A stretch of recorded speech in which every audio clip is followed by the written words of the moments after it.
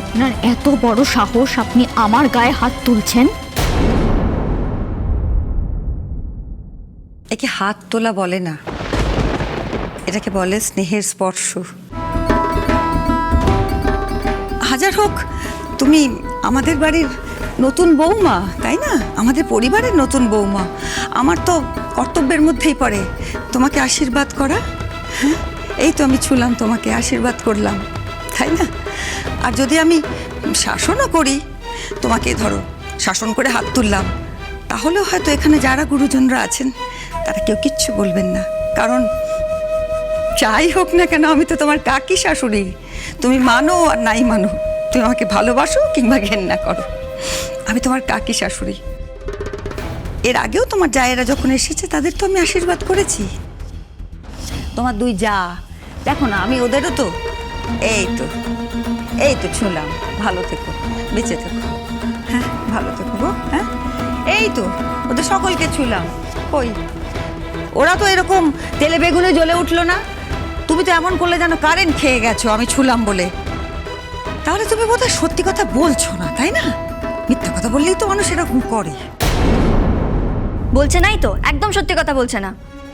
মম মম এরা সবাই মিলে আমাকে ফ্রেম করছে মম, সবাই মিলে ষড়যন্ত্র করছে মম। কেন? তোমার বিরুদ্ধে ষড়যন্ত্র করবে কেন? ঋষিতা, তিতাস এরা তো অনেক দিন থেকেই আছে, ওদের বিরুদ্ধে তো কেউ ষড়যন্ত্র করে না। হ্যাঁ, ঝগড়াঝাটি হয়, কিন্তু এরকম পরিস্থিতি তো কখনো হয় না। রিয়া, এখনো সময় আছে। তুই সবাইকে সত্যিটা বলবি নাকি আমি বলবো, কোনটা? এই দে, এই তুমি কিছু বলছো না কেন? কেন বলছো না তুমি? আমি কি বলবো বলো? মানেটা কি? হ্যাঁ, তোমার বউকে সবাই মিলে দোষ দিচ্ছে, এই তুমি বলতে পারছো না যে আমার এরকম মেন্টালিটি নয়? বলতে পারছো না তুমি? হ্যাঁ, ওর তোমার মেন্টালিটি কি সেটা আমরা পরে আলোচনা করছি।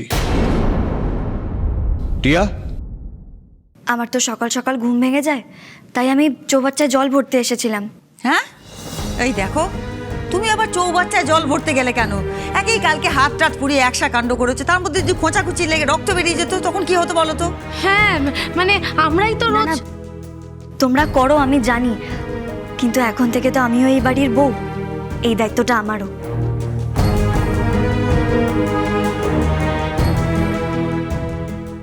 কিরকম ন্যাকামি করে সবার সিম্প্যাথি পাওয়ার চেষ্টা করছে টিয়া।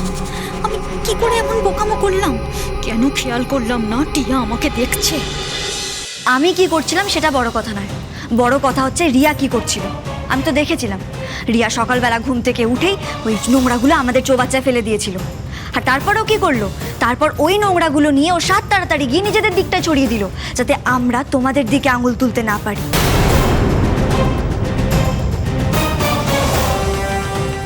এটাই সত্যি জেঠুমনি, তুমি একবার ঠান্ডা মাথায় ভেবে দেখো তো, ওই খাবারের প্যাকেটগুলো তো আমাদের হতে পারে না। ওই খাবারের প্যাকেটগুলো তো তোমাদের বাড়িতেই আসে। ওই খাবারগুলো যে খেয়েছে ওই প্যাকেটগুলো তো তারই। রিয়া কিন্তু আর একটাও কথা বলছে না, কারণ ও জানে যে ওই দোষী। তাই আমাদের জিজ্ঞেস না করে রিয়াকেই জিজ্ঞেস করা উচিত যে ও ঠিক কি করেছে। আর আমার এটাও মনে হয় যে এই নোংরাগুলো রিয়াকে দিয়েই পরিষ্কার করানো উচিত, আর এটাই ওর শাস্তি। তোর এত বড় সাহস, তুই আমাকে শাস্তি দেবার কে? হ্যাঁ, ছোট লোক কোথাকার। থামো, থামো তুমি, আর কথা বাড়িও না। ছোট বৌমা, তোমরা ভেতরে যাও। হ্যাঁ যাচ্ছি দাদা। বলছি নতুন বৌমা চলো, ওরা বড় লোক, ওদের উদ্বৃত্ত খাবার ছড়িয়েছে, যা করেছে সে দিদি বুঝবে। চলো চলো, পরিষ্কার করবে নিজে না ওদের দিয়ে করাবে? আমাদের তো ভাবার কথা না, অশান্তি করে লাভ নেই। রাজু চল, দাঁড়িয়ে থেকে কি দেখছিস? চল চল। রিয়া, তুমি এসব করেছো? এই নোংরাগুলো তুমি ফেলেছো? না ড্যাড, তোমার মুখ দেখে মনে হচ্ছে যে তুমি সত্যি কথা বলছো না। এইসব খাবারের প্যাকেটগুলো ওরা কোথা থেকে পাবে?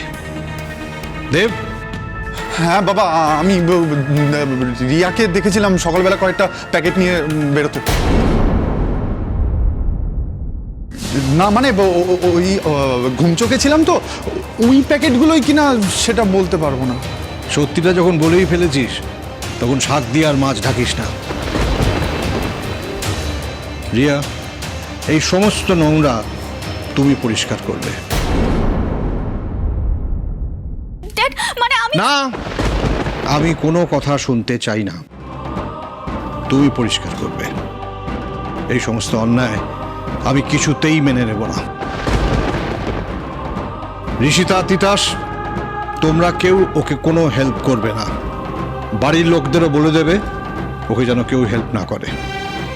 তুমি পরিষ্কার করবে।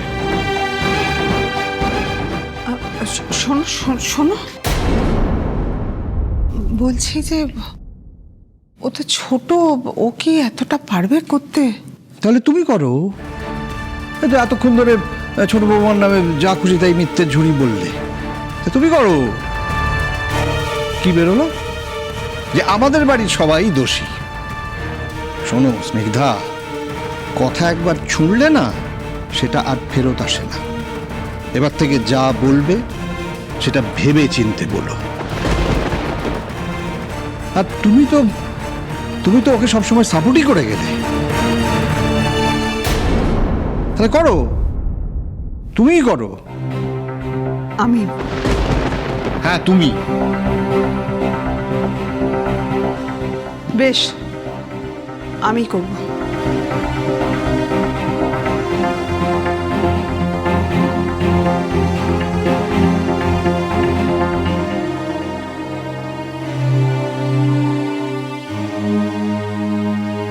তুমি কেন এসব করতে গেলে বলো তো? এই কেন করলে তুমি এটা? কেন করলে বলো? আমি আমি কি করবো বলো? আমি প্যানিক খেয়ে গেছিলাম। তুমি তো জানো আমার পেটে কোনো কথা ধরে না। বাবা এমন করে ধমক দিল, মুখ ফুসকে বেরিয়ে গেছে। Sorry sorry sorry sorry sorry sorry sorry sorry.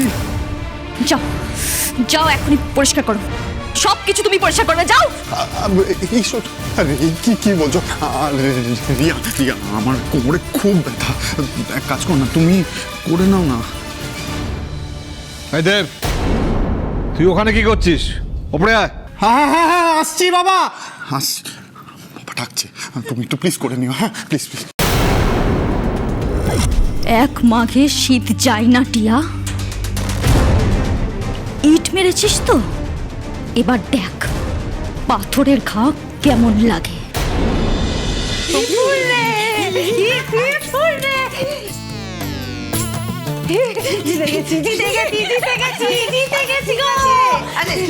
ঠিক আছে, একটু সাবধানে। ওই রকম ভাবে নাচলে ওর হাতটা পুড়ে গেছে, সেখানে লেগে যেতে পারে তো। নাচো, নাচতে তো বারণ করিনি। নাচবারই তো সময়। এতদিন তো নাচবার সময় পাইনি আমরা, না? আমরা শুধু অপমানিতই হয়েছি। আর আমার পরিবারে তো এমন লোকও ছিল না যে যোগ্য জবাব দেয়, বুঝতে পেরেছো? এতদিনে এসেছে একজন যে যোগ্য জবাব দিতে পারে। সাবাস, তুমি করে দেখিয়েছো টিয়া। একদম আমাদের টিয়া করে দেখিয়েছে রে। ও মা, মা এই জেঠিমনির মুখখানা দেখেছিলেন?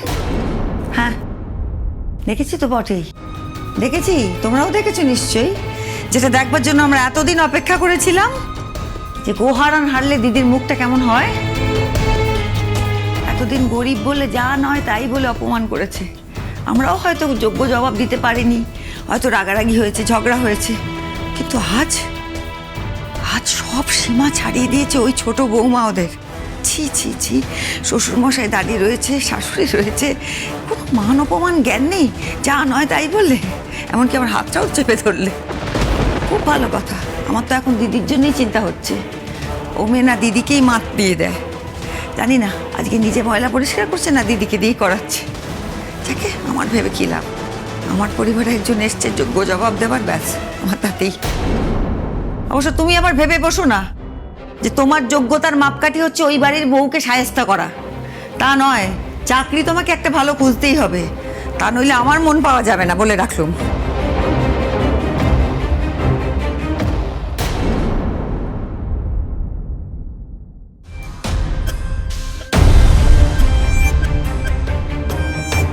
রিয়া, এই যে তুই নোংরামোটা করেছিস, তার শাস্তি তোকে পেতে হবে। তোকেই এগুলো পরিষ্কার করতে হবে রিয়া। এটা তুই একদম ঠিক করলি না। এক ঘর